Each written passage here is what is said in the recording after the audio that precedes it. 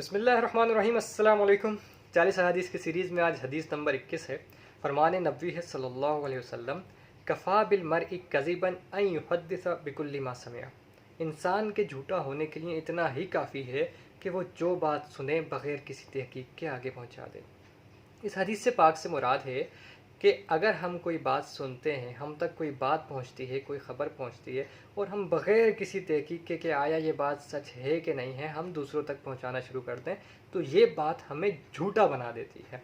और आज ये बात हमें इतनी आम हो गई है कि हम सोशल मीडिया पे, इंटरनेट के ऊपर कोई भी ख़बर जो हमारे मतलब की हो, जो हमें पसंद आ जाए, बग़ैर इस तहकीक के ये सच भी है कि नहीं है, हम उसको फॉरवर्ड कर देते हैं, उसको शेयर कर देते हैं, तो ये बात हमें झूठा बना देती है। और इसी तरह किसी से भी कोई चीज़ निस्बत करना कि फ़लाने ने ये कहा, सिर्फ सुनी सुनाई बात हम उसको शेयर कर देना, ये भी हमें झूठा बना देती है। यहाँ तक कि ये भी देखा गया है कि बहुत सी बातें ये कहकर शेयर की जाती हैं कि ये हदीस नबवी है, लेकिन लोग तहकीक नहीं करते और बग़ैर किसी तहकीक के शेयर कर दी जाती हैं, तो ये चीज़ भी झूठे में आती है अगर वो हदीस नहीं हुई या ये वो बात उसने नहीं कही हुई।